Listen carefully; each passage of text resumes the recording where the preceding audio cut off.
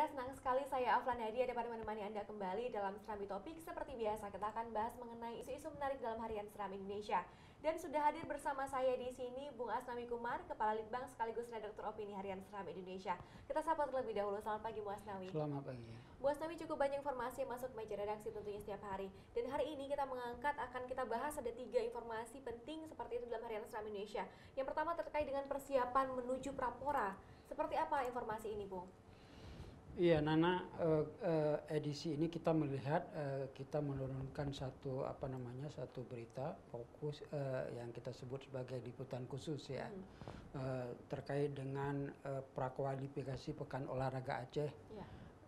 Menuju Pekan Olahraga Aceh ke-13 tahun 2018 mendatang di Kota Janto Aceh Besar, Nana. Ya. Nah, kita tahu bahwa kita sendiri di Serambi Indonesia, terutama selama ini kita fokus di halaman-halaman olahraga, itu menurunkan berbagai event terkait dengan prakualifikasi PORA ini, Nana. Sudah sejak yang berlangsung sudah sejak bulan Agustus lalu. Jadi kita tahu bahwa kemarin juga sedang berlangsung Prapora Panahan ya. Jadi hampir setiap hari itu ada kegiatan Prapora. Atlet-atlet yang lolos Prapora inilah nantinya akan mewakili kabupaten kotanya masing-masing menuju Pekan Olahraga Aceh tahun 2018 yang akan dilaksanakan di Kota Janto Aceh Besar. Laporan khusus yang akan kita turunkan ini dengan satu pertanyaan besar, Nana, jadi enggak PORA 2018 di Aceh Besar?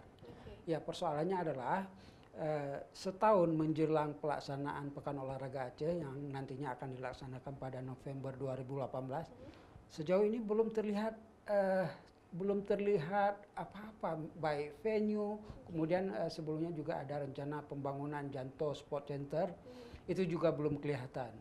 Bahkan dana dari provinsi yang sudah diajukan sebesar 172 miliar, sampai sekarang juga tidak jelas bagaimana nasibnya, karena dalam APBA lalu yang itu sudah tidak dicantumkan anggaran itu.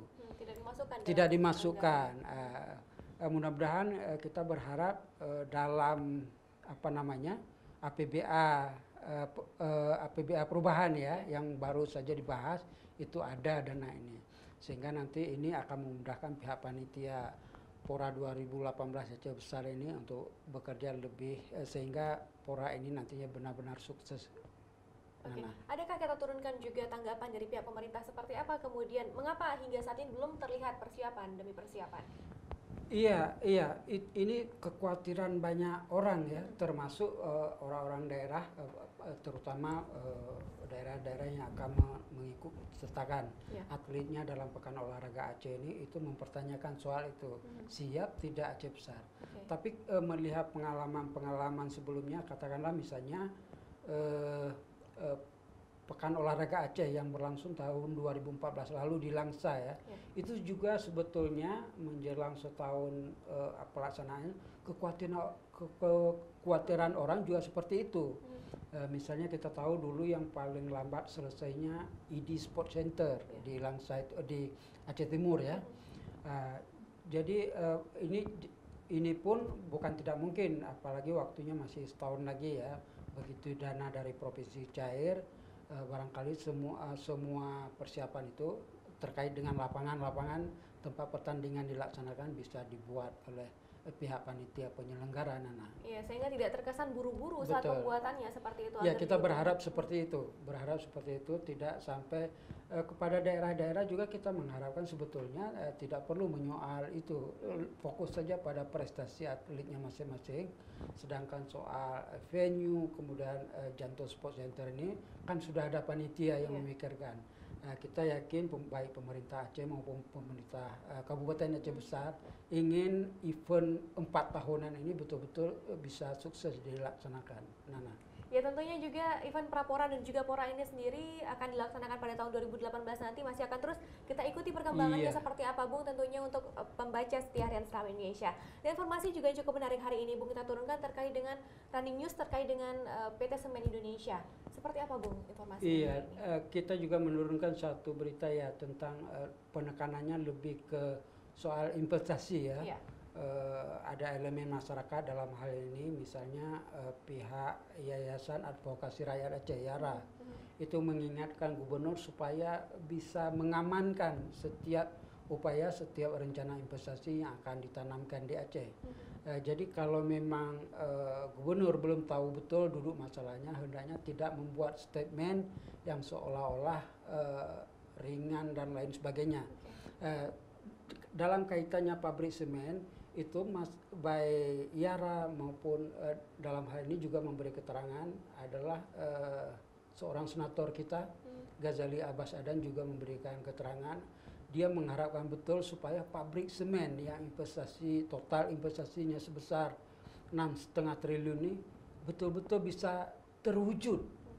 Jadi kalau sekarang ini ada masalah di mana lokasi pabrik semen ini akan dibuat di Laweng ya, di Kecamatan Muara Tiga Pidi, itu betul-betul kalau ada masalah bisa diselesaikan dengan baik sehingga nanti investasi ini benar-benar bisa jalan dan kehidupan ekonomi masyarakat setempat akan terperbaiki.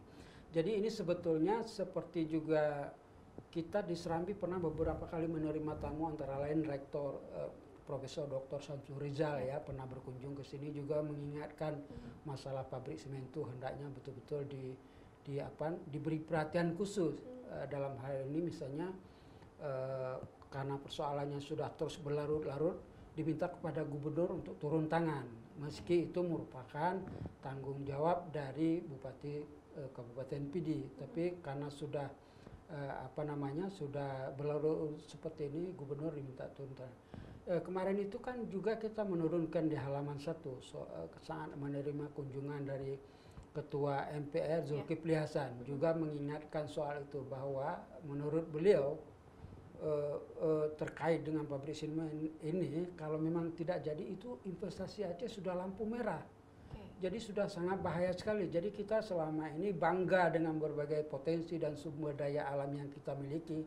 Tetapi ketika ada orang mau invest, mau menanamkan modalnya di daerah kita, ya kejadiannya seperti ini. Ragu-ragu seperti itu. Ini juga menjadi wajah Aceh untuk investasi di masa depan ya seperti itu, Bung.